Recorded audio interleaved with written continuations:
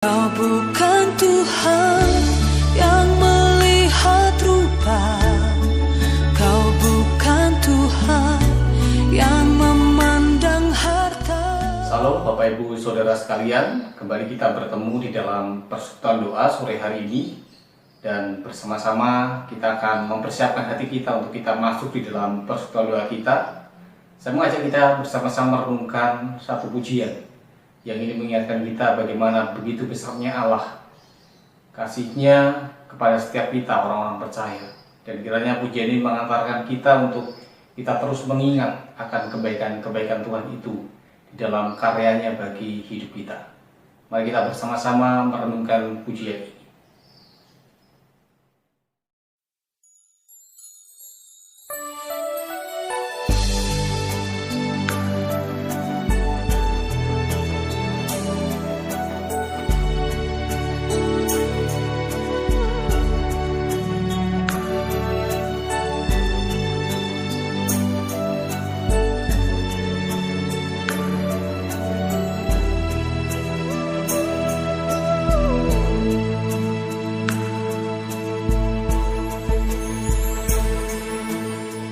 Tak dapat lupakan kebaikan yang ku terima, pengorbananmu yang mulia jadikan ku berharga. Kau tulus menerima aku apa adanya, kekuatan kasih-Mu nyata memulihkan hidupku. Kau bukan Tuhan yang melihat rupa, Kau bukan Tuhan yang memandang harta. Hati hamba yang selalu Kau cari, biar Kau temukan di dalamku. Selama ku hidup, ku mau menyembah-Mu, sebab Engkau sangat berarti bagiku. Yang terbaik yang ada padaku, ku persembahkan kepadamu, Yesusku.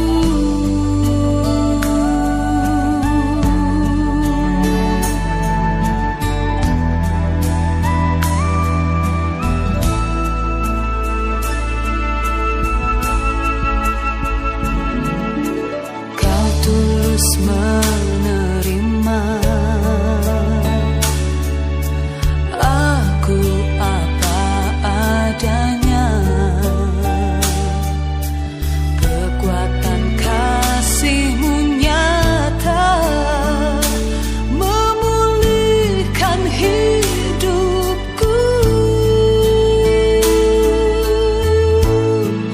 Kau bukan Tuhan yang melihat rupa, Kau bukan Tuhan yang memandang harta. Hati hamba yang selalu Kau cari, biar Kau temukan di dalamku. Selama ku hidup, ku mau menyembah-Mu, sebab Engkau sangat berarti bagiku. Yang terbaik yang ada padaku, ku persembahkan kepadamu, Yesusku.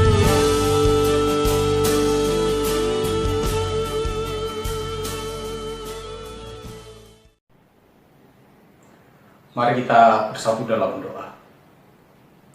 Bapa kami yang di surga, kami bersyukur ketika Sore hari ini kembali Engkau pertemukan kami di dalam persekutuan doa. Meskipun kami masih tetap melakukan secara daring, namun kami percaya Engkau hadir di tengah-tengah kami dimanapun kami berada, ketika kami boleh mengundang Tuhan untuk hadir di tengah-tengah kami. Kami bersama-sama sebelum lebih jauh dalam persekutuan doa kami rindu mendasari persekutuan kami dengan kami merenungkan sebagian daripada firman-Mu. Tuhan tolong setiap kami, sehingga ketika kami baca firman-Mu, kami renungkan firman-Mu, hikmat-Mu juga diberikan bagi kami, sehingga kami dapat mengerti akan maksud firman-Mu, terlebih kekuatan untuk kami melakukan firman-Mu dalam setiap kehidupan kami. Berkati kami sekalian, jemaat-Mu, dan juga hamba-Mu yang memimpin pada saat ini. Ini doa kami, demi nama Yesus kami berdoa. Amin. Bapak Ibu Saudara sekalian, dasar renungan firman Tuhan, persekutuan doa kita sore hari ini terambil di dalam Mazmur 51. Mazmur 51 nanti kita akan baca ayat yang pertama sampai dengan ayat yang ke-8. Mazmur 51 ayat yang pertama sampai dengan ayat yang ke-8. Demikian bukan Tuhan untuk pemimpin biduan, Mazmur dari Daud. Jika Nabi Nathan datang kepadanya setelah ia menghampiri Batseba, kasihilah aku ya Allah menurut kasih setiamu, hapuskanlah pelanggaranku menurut rahmat-Mu yang besar, bersihkanlah aku seluruhnya dari kesalahanku, dan tahirkanlah aku dari dosa-dosaku. Sebab aku sendiri sadar akan pelanggaranku, aku senantiasa bergumul dengan dosaku. Terhadap engkau sajalah aku telah berdosa dan melakukan apa yang kau anggap jahat, supaya ternyata engkau adil dalam putusanmu, bersih dalam penghukumanmu. Sesungguhnya dalam kesalahan aku dipernakkan, dalam dosa aku dikandung ibuku. Sesungguhnya engkau berkenan akan kebenaran dalam batin, dan dengan diam-diam engkau memberitahukan hikmat kepadaku. Demikian pembacaan firman Tuhan. Bapak Ibu yang dikasihi Tuhan, Alkitab menyatakan dalam Roma 3:23 bahwa seluruh manusia itu adalah makhluk yang sudah kehilangan kemuliaan Allah. Hal itu menunjukkan bahwa siapapun di muka bumi, siapapun itu, pasti mereka pernah atau bahkan melakukan kesalahan. Namun ada satu hal yang membedakan, ya, ketika masing-masing orang, masing-masing manusia termasuk kita, ketika melakukan kesalahan, yaitu masing-masing orang memiliki respon berbeda terhadap kesalahan yang mereka perbuat. Ada orang-orang yang ketika mereka menyadari mereka berbuat salah dan kemudian dengan segera dia datang kepada Tuhan dan memohon ampun akan setiap kesalahan yang telah mereka perbuat. Namun tidak sedikit juga ketika ada orang-orang yang mereka sadar telah berbuat salah dan mereka tahu apa yang mereka lakukan itu salah, tapi kemudian mereka seolah-olah membiarkan, mengabaikan itu dan menganggap bahwa apa yang mereka lakukan itu adalah hal yang biasa dan tidak perlu mereka memohon pengampunan dan mengakuinya. Jadi kita melihat inilah yang terjadi, ya, satu kondisi yang ada dalam kehidupan kita, dan termasuk juga kita mungkin adalah orang-orang yang pastinya kita tidak terlepas dari yang namanya kesalahan. Dalam bagian firman Tuhan yang kita baca dalam Mazmur 51 ayat yang pertama sampai dengan ayat yang 8, kita menemukan sebuah pengakuan dari seorang hamba Tuhan, yaitu Daud. Sebuah pengakuan yang di sini adalah yang dilatar belakangi dengan apa yang telah diperbuatnya, yaitu ketika dia berselingkuh dengan seorang wanita yang merupakan istri daripada orang lain, dan kemudian ada teguran yang Tuhan sampaikan melalui Nabi Nathan kepadanya. Kita melihat di sini sebuah respon yang harusnya ini juga boleh menjadi teladan bagi setiap kita, karena kita perlu sadar bahwa kita juga adalah orang yang tidak terlepas dari yang namanya kesalahan. Pada bagian ini kita melihat bagaimanakah respon daripada Daud ketika dia mengerti dan dia mengetahui bahwa dia sudah berbuat salah. Ketika kita perhatikan dalam bagian yang kita baca, secara khusus ayat yang ketiga sampai dengan ayat yang ke-6, kita menemukan dia mengatakan demikian. Kasihilah aku ya Allah menurut kasih setiamu. Hapuskanlah pelanggaranku menurut rahmatmu yang besar. Bersihkanlah aku seluruhnya dari kesalahanku dan tahirkan aku dari dosaku. Sebab aku sendiri sadar akan pelanggaranku. Aku senantiasa bergumul dengan dosaku. Terhadap engkau sajalah aku telah berdosa dan melakukan apa yang kau anggap jahat, supaya ternyata engkau adil dalam putusanmu, bersih dalam penghukumanmu. Dari bagian yang pertama kita melihat bagaimana respon Daud, bagaimana apa yang dilakukan oleh Daud ketika dia menyadari bahwa dirinya berdosa. Ternyata Daud menyadari, membuka hati, mengakui bahwa dia berdosa di hadapan Allah. Dia datang kepada Tuhan. Dia menyadari apa yang telah dia perbuat, apa yang dia telah lakukan di hadapan Tuhan, yang itu menantang atau melanggar hukum daripada Allah. Kita melihat sebuah reaksi yang begitu luar biasa, yang ini juga kiranya menjadi satu semangat yang ada dalam kehidupan kita sebagai orang percaya, bahwa kita sadar bahwa kita adalah orang-orang yang tidak terlepas dari kesalahan. Namun kita juga perlu melihat bahwa bagaimana ketika kesalahan itu kita lakukan, dan kesalahan itu kemudian apa yang harus kita lakukan ketika kita sadar, kita mengetahui bahwa kita berbuat salah, yaitu kita menyadari, mengakui kesalahan itu dan memohon ampun kepada Tuhan atas segala apa yang kita perbuat.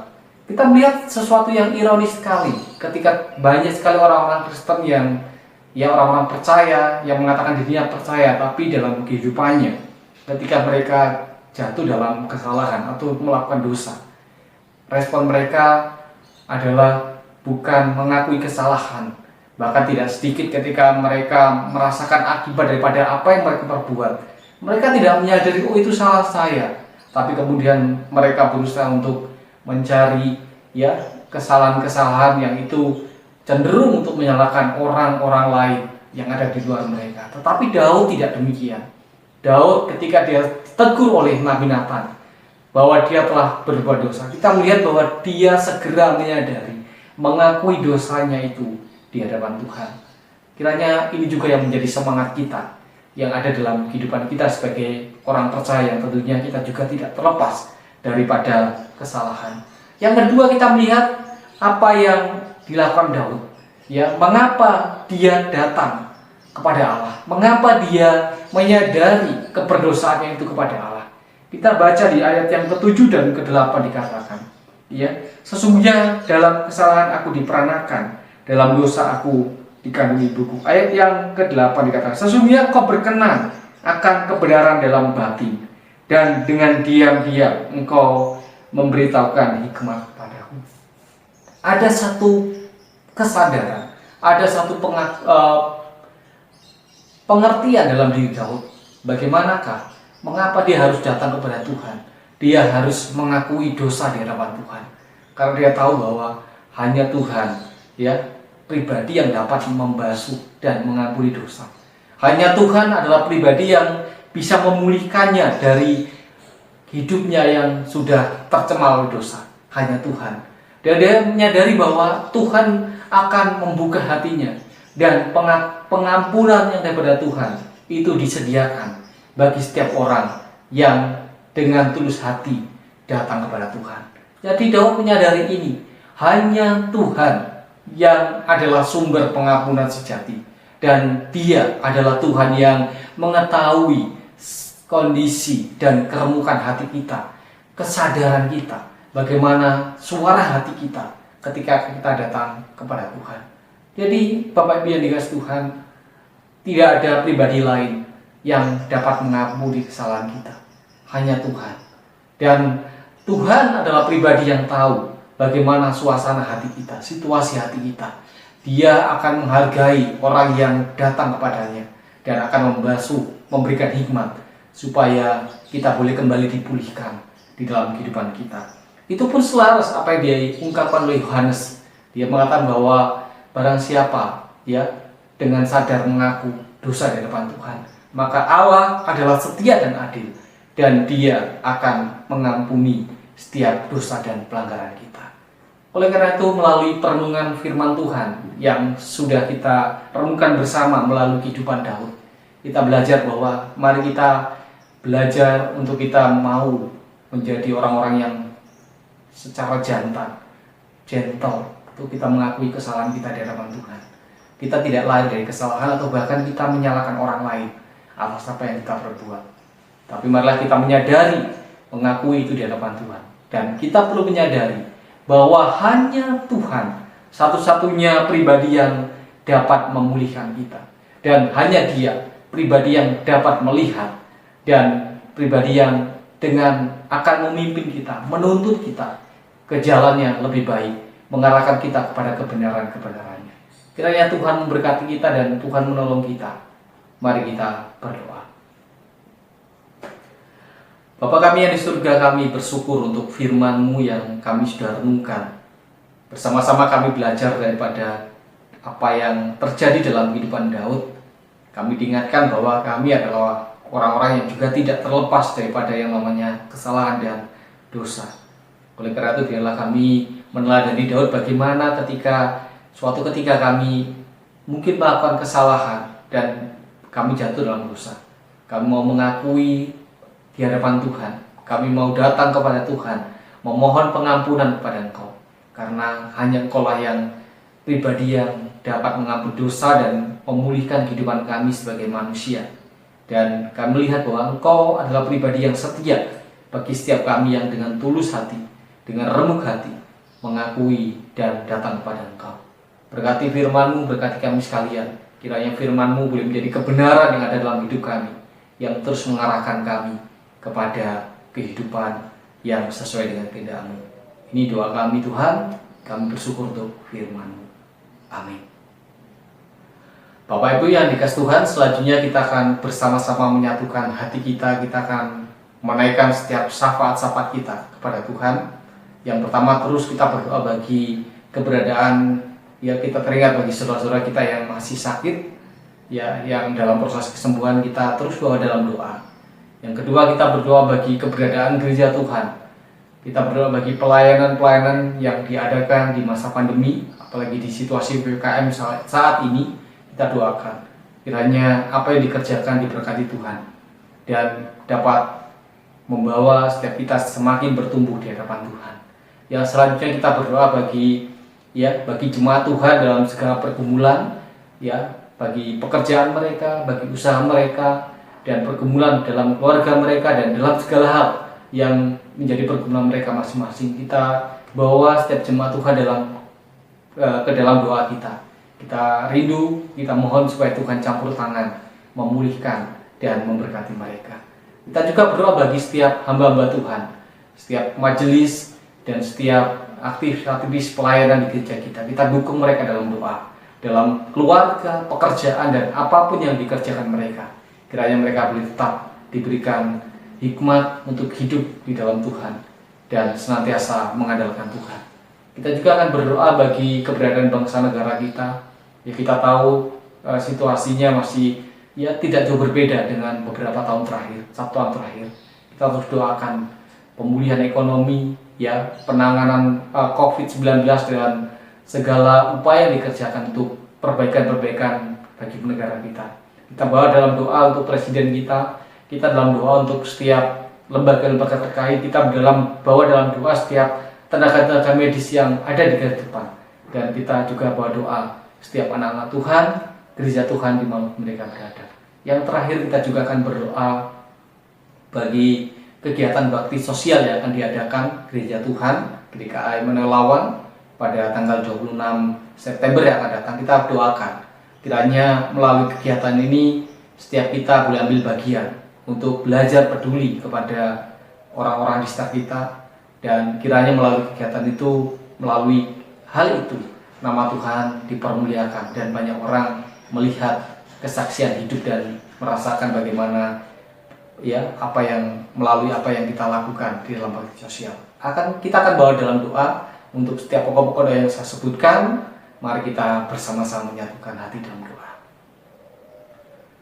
Bapa kami yang di surga, kami bersyukur untuk kesempatan indah kembali kami diperkenankan oleh Tuhan untuk menyampaikan, menaikkan syafaat-syafaat kami. Bapa kami saat ini bersama-sama terus teringat bagi saudara-saudara kami yang sakit, yang juga masih dalam proses pemulihan. Kami rindu kiranya satu persatu Tuhan lawat mereka dalam kondisi mereka masing-masing. Tuhan berkarya dalam obat-obatan, di dalam makan minuman yang diminum, dan juga untuk setiap terapi-terapi yang dilakukan dalam proses pemulihan. Dan kiranya harapan kami di tengah-tengah sakit yang dialami, kiranya kasih-Mu terus melingkupi mereka, memberikan sukacita, dan iman mereka pun boleh tetap dipeliharakan oleh Tuhan, tetap mengandalkan, menjadikan Engkau sebagai Tuhan dan Juru Selamat bagi hidup mereka.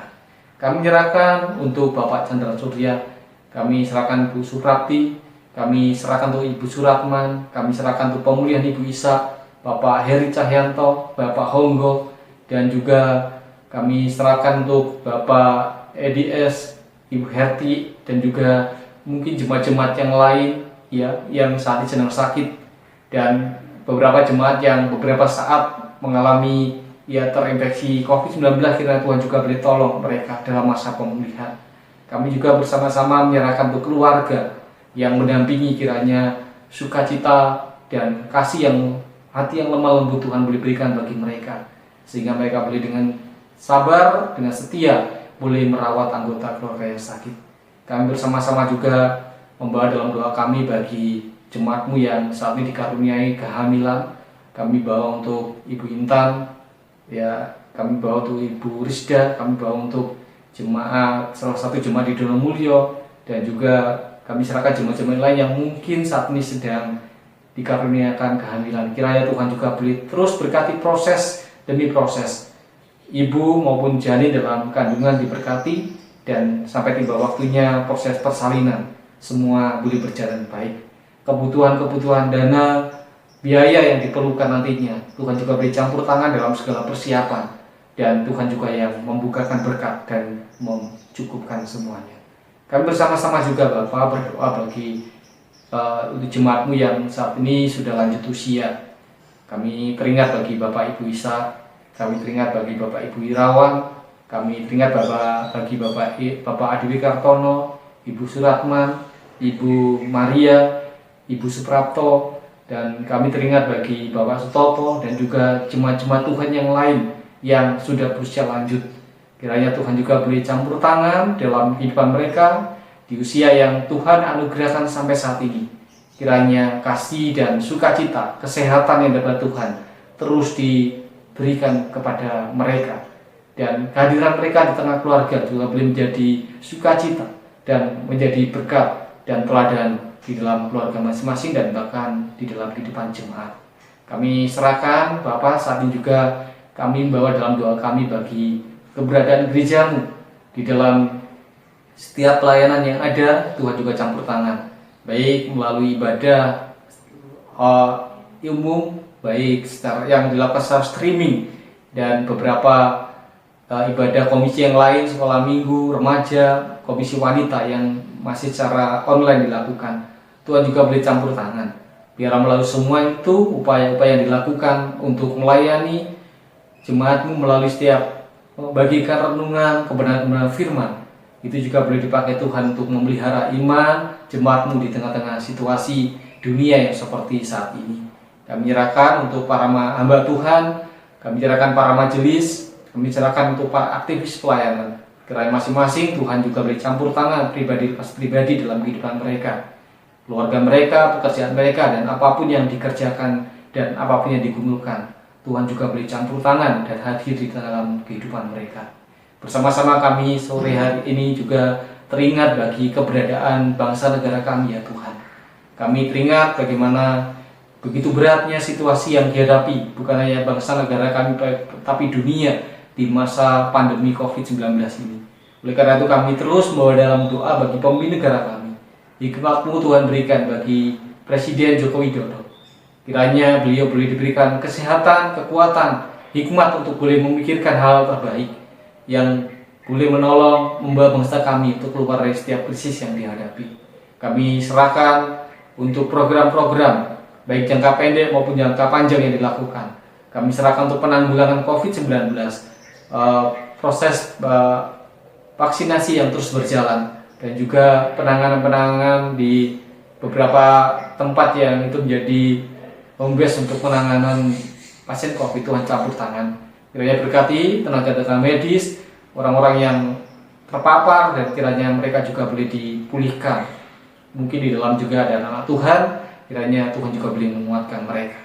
Bersama-sama kami juga membawa untuk gerejamu dimanapun berada di Indonesia ini, kiranya mereka pun boleh terus membuka hati untuk melakukan tanggung jawab mereka untuk mewartakan kebaikan bagi dunia, menjadi terang dan garam dimanapun mereka berada, sehingga ini menjadi kesempatan untuk mereka ambil bagian untuk melakukan hal-hal yang baik, yang itu boleh meringankan keberadaan apa yang dihadapi oleh bangsa negara kami, bahkan masyarakat di sekitar mereka.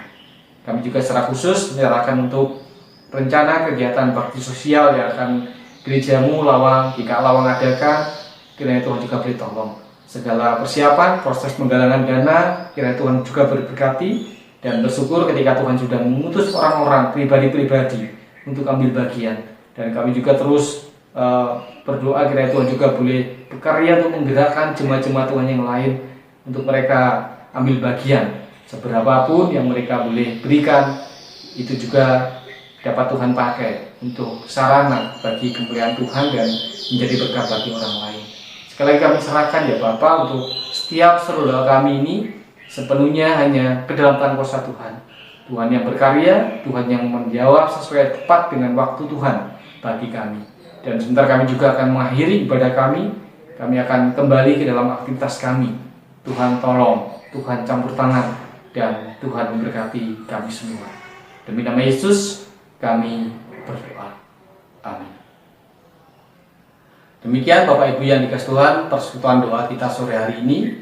Selamat kembali beraktivitas dan Tuhan memberkati. hati hamba